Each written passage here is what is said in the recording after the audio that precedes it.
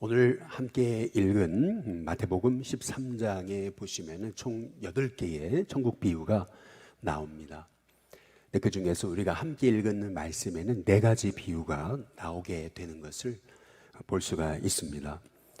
먼저는 오늘 13장 1절과 2절에 보시면은 그날 예수께서 집에서 나가사 바닷가에 앉으심에 큰 무리가 그에게로 모여들거늘 예수께서 배에 올라가 앉으시고 온 무리는 해변에 서 있더니라고 이렇게 오늘 말씀이 시작을 합니다.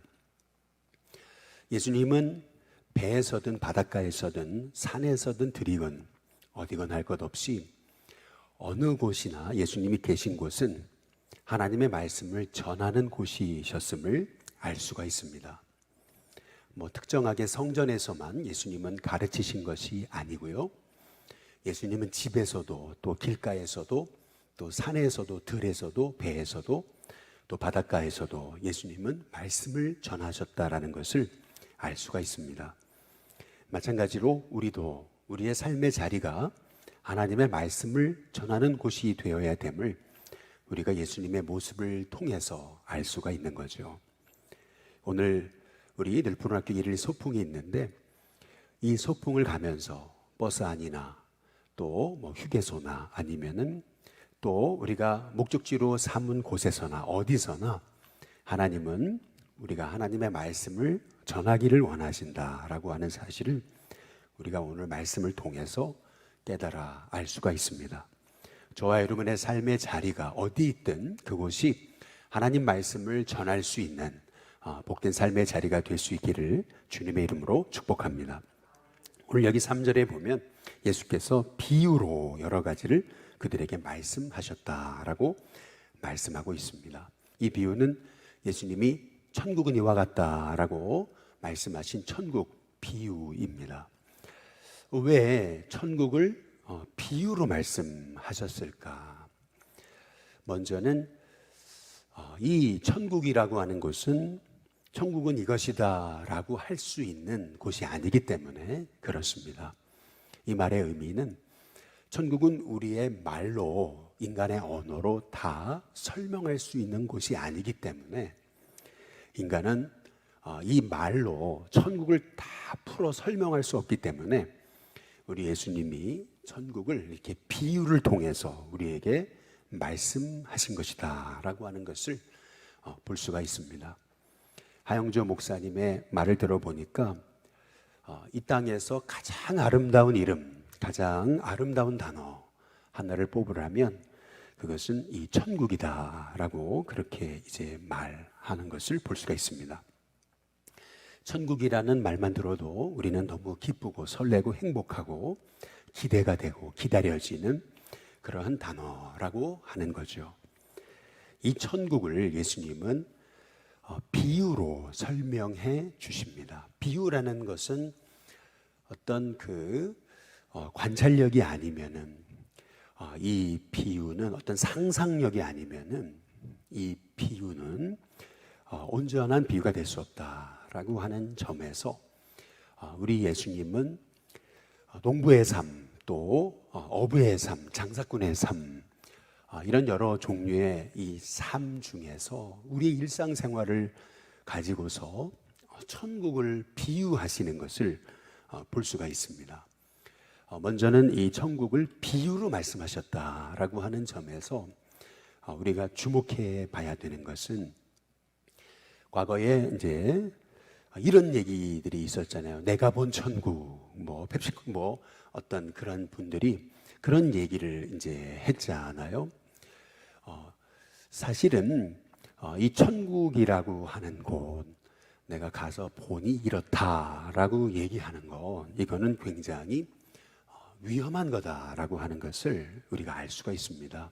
왜냐하면 예수님도 천국을 비유로 말씀하셨는데 하물며 우리 연약한 인간이 천국은 이렇다라고 얘기하는 것은 예수님보다 우리가 더 앞서가는 것이다 라고 하는 그러한 얘기죠. 그래서 누군가 천국을 다녀왔는데 천국이 이렇다라고 얘기한다면은 우리는 그러한 얘기에 대해서 현혹하면 안 된다라고, 현혹되면 안 된다라고 하는 말씀입니다.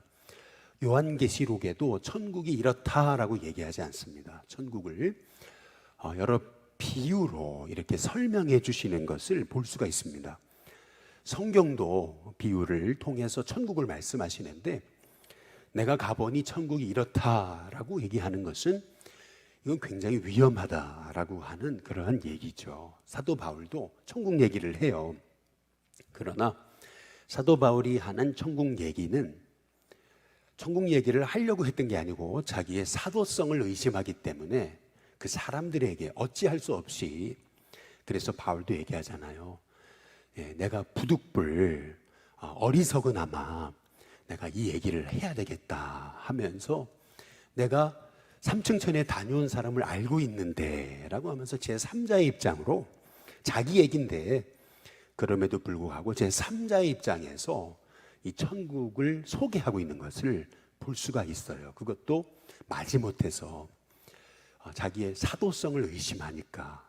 더구나 천국 갔다 온 다음에 바로 천국에 대한 얘기를 한 게 아니고, 그가 부르심을 받은 다음 최소 12년 지난 다음에 그는 천국에 대해서, 그것도 사도성을 의심받을 때, 그때 비로소 겨우 아주 조심스럽게 내가 삼층천에 다녀온 한 사람을 알고 있는데 라고 하면서 조심스럽게 천국에 대한 말을 꺼내는 것을 볼 수가 있어요. 그러니까 다시 말하면은, 내가 가보니 천국이 이렇다라고 얘기하는 그러한 모든 것들은 굉장히 조심스러워야 된다라고 하는 그러한 얘기예요. 왜냐하면 이 천국이라고 하는 곳, 그것을 어떻게 우리의 말로 다 설명할 수가 있겠느냐라는 거예요. 그래서 11절에 보면은 예수님이 천국의 비밀을 아는 것, 천국의 비밀이다, 이제 이렇게 이제 말씀하고 계시는 것을 볼 수가 있습니다. 우리가 오늘 여기 마태복음 13장을 통해서 우리가 알게 되는 것, 그것은 천국이란 어떤 곳인가. 여기 보니까 3절에 씨를 뿌리는 자가 뿌리러 나가서 뿌릴세, 이렇게 말씀하고 있습니다. 우리가 천국을 삶으로 살아낸다는 것은, 그것은 씨를 뿌리는 것 같다라고 우리에게 말씀하고 계시는 것입니다.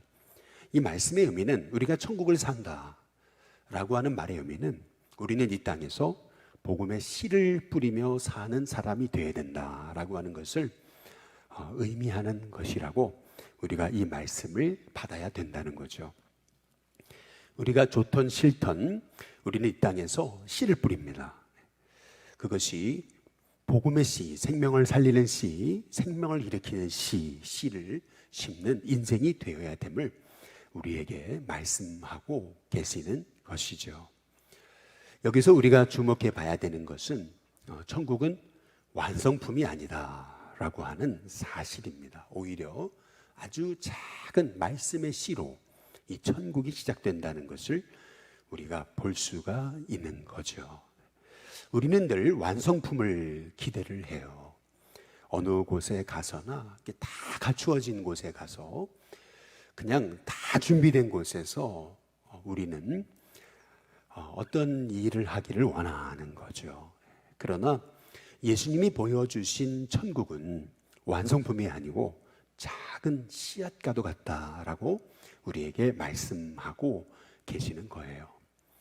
그래서 우리가 이 땅을 살아가면서, 하나님, 왜 제가 섬기고 사역하는 곳에는 왜 이렇게 열매가 없습니까? 라고 이렇게 우리가 원망하기보다는, 하나님, 제가 열매가 아닌 씨 뿌리는 자의 삶을 살아가는 종이 되게 해달라고, 그렇게 우리가 기도하는 하나님의 종이 되어야 될 줄로 믿습니다. 씨를 뿌리는 자로 오늘도 살게 해달라고, 말씀의 씨를 뿌리고 복음의 씨를 뿌리고 생명의 씨앗을 뿌리는 하나님의 종이 되게 해달라고, 그렇게 기도할 수 있는 저와 여러분이 될 수 있기를 주님의 이름으로 축복합니다. 근데 오늘 여기 말씀해 보시면은 분명 알곡을 심었어요. 그런데 이상하게도 가라지도 함께 자라더라라고 하는 것을 볼 수가 있어요. 아니, 분명 알곡만 심었는데 왜 가라지도 함께 자랄까? 이것이 너무 이제 궁금하잖아요. 알고 보니까 25절에 사람들이 잘 때에 그 원수가 와서 곡식 가운데 가라지를 덧버리고 갔다. 이제 이렇게 말씀하고 계십니다. 여기에서 우리가 알 수 있는 것, 그것은 뭐냐면 우리의 삶은 알곡만 있는 것이 아닙니다. 가라지도 함께 자라는 것을 볼 수가 있습니다. 우리는 늘 알곡만 기대하죠. 가라지가 있는 것을 보면서 우리는 굉장히 의아하고 놀랍니다. 이 땅을 살아가면서 우리는 악이 있음을 이제 보는 것이죠. 하나님, 왜 이렇게 내 인생에 악이 있습니까? 근데 여기서 가라지가 뭘까? 이 가라지는요, 41절에 보면은 이렇게 나와 있습니다. 그들이 그 나라에서 모든 넘어지게 하는 것들, 그리고 불법을 행한 자들이라고 얘기하거든요. 가라지는 뭐냐면은 우리를 넘어지게 하는 거, 또 불법을 행하는 거, 이제 그게 이제 가라지라는 것을 볼 수가 있어요. 우리의 삶 가운데는 항상 가라지를 만나게 됩니다. 그럼 그 가라지를 어떻게 할까? 우리는 그렇게 생각하거든요. 가라지를 빨리 뽑아내 버려야 되겠다. 이제 이렇게 생각을 하거든요. 그런데 우리 예수님은 뭐라고 말씀하시냐면은 30절에 이렇게 말씀하십니다. 둘 다 추수 때까지 함께 자라게 둬라라고 이렇게 말씀하고 계세요. 우리는 이 당장 가라지를 뽑아버렸으면 좋겠는데 우리 예수님은 아니에요. 그냥 가라지도 함께 자라게 내버려 두라고 말씀하고 이제 계시는 거죠. 우리는 자꾸 문제를 내가 해결하려고 하는 거예요. 악을 내가 뽑아내려고, 가라지를 내가 뽑으려고 그래요. 그런데 우리 예수님은 아니라고 하시는 거죠. 우리가 기억해야 되는 것은 사실 가라지는 내가 바꾸는 게 아닙니다. 가라지는 우리 못 바꿔요. 내가 바꾸려고 하다가 결국에는 알고까지 뽑아버리는 거예요. 우리는 가라지 빨리 뽑아버렸으면 좋겠는데, 저 가라지를 빨리 뽑아내버려야 되는데, 그런데 우리가 기억해야 되는 것은 알곡보다 가라지가 더 잘 자랍니다. 알곡보다 가라지가 더 깊이 뿌리를 내려요. 그렇기 때문에 이 가라지를 뽑으려고 하다 보면은 알곡까지 다 뽑아버리는 거예요. 우리 예수님은요, 가라지 내버려 두라는 거예요. 가라지 그냥 둬라. 우리가 우리 인생을 살다 보면은 누군가를 바꾸려고 그러거든요. 그런데 안 바뀌어요. 바뀌려고 하다 보면은요, 나까지 다치고요, 다 다치게 합니다. 우리 주님의 말씀이 뭐냐면은 그냥 내버려 두라는 거예요. 그 가라지 네가 못 바꿔. 네가 절대로 못 뽑아내려고 하다 보면 알고까지 다 다치는 거야. 우리 예수님이 말씀하시는 거죠. 그러면 어떻게 해야 되느냐? 추수 때까지 기다리라는 거예요. 반드시 하나님이 결산하는 날이 있다는 거예요. 가라지는 뽑아가지고 불태우도록 그렇게 단으로 묶어서 불에 던져버리신다는 거예요. 그러니까 이 가라지에 대한 심판은 네가 하는 것이 아니라는 거예요. 하나님이 하신다. 반드시 하나님 결산하시는 거다. 네가 하려고 그러지 말아라. 네가 심판주가 되지 말아라. 우리 예수님께서 말씀하고 계시는 거죠. 우리의 삶 속에서 자꾸 우리를 넘어지게 하는 것들, 불법을 행하는 악들, 그런 것들이 있어요. 가라지가 있습니다. 우리는 가라지 때문에 너무 힘들어하죠. 그러나 우리 예수님은 말씀하세요. 알곡과 가라지가 함께 자라는 거, 그게 천국이라고 말씀하고 계시는 거예요. 그렇다면 왜 알곡만 자라지 않게 하시고 가라지도 내버려 두시는가? 이유가 있어요. 그것은 뭐냐면 실은 가라지는 나를 훈련시키시는 주님의 도구예요. 가라지가 내 양분까지 다 빨아먹어 버리거든요. 아니, 나보다 더 막 빨아먹어요. 내 옥토를 다 망가뜨리는 것처럼 보입니다. 이 가라지가 얼마나 생명력이 강한지, 아니 이 복음의 자리까지 다 회방시켜 놓는 것 같습니다. 그때 우리는 울분이 일어나죠. 저 가라지를 뽑아버려야 되는데, 저 가라지 같은 것들 말이에요. 가라지를 빨리 뽑아가지고 없애버려야 되는데, 우리는 분노에 사로잡혀가지고 결국에는 이 가라지에 매여가지고 우리가 해야 될 복음의 일들을 못하는 거예요. 우리 예수님은 말씀하세요. 29절에 주인이 이르되 가만히 둬라 라고 말씀하십니다. 가라지를 뽑다가 곡식까지 뽑을까 염려하노라. 우리 예수님은 아세요. 니들이 가라지 못 뽑아. 가라지 내버려둬. 그냥 내가 뽑는 거야. 내가 반드시 심판할 날이 있어. 주님의 때가 되면은 처음에는 가라지와 알곡이 구분이 안 되는 거예요. 처음에는 가라지 알곡이 구분이 안 됩니다. 똑같이 자라요. 전혀 구분이 안 돼요. 그런데 마지막 추수 때가 되면 결국 열매를 통해 알 수가 있어요. 가라지는 열매가 없어요. 그러나 알곡은 열매가 있는 거예요. 우리 예수님이 말씀하시죠. 추수 때까지 함께 자라게 그냥 내버려둬라. 우리는 우리의 인생 속에서 자꾸 누군가를 바꾸고 나를 넘어뜨리는 자를 어떻게든 뽑아내려고 그러는데 그거 아니라는 거예요. 그냥 내버려둬라. 우리 주님의 반드시 결산하는 날이 있다. 우리에게 말씀하시면서 가라지 네가 뽑으려고 그러다가 괜히 알곡까지 다 뽑지 말고, 아니 가라지 뽑으려고 그러면 알곡까지 다 뽑는 거야. 그러니까 그냥 가라지 내버려둬라. 그러면요, 그 가라지 때문에 괴로운데요. 그렇죠. 그 가라지가 나를 훈련시키는 도구이기 때문에 그래요. 가라지 때문에 내가 훈련받아요. 때로는 내 삶이 위축돼요. 내가 고난당해요. 때로는 내가 넘어져요. 그러나 그 가라지 뽑으려다 보면은 알곡까지 뽑는다. 그냥 내버려둬라. 반드시 내가 결산한 날이 있다.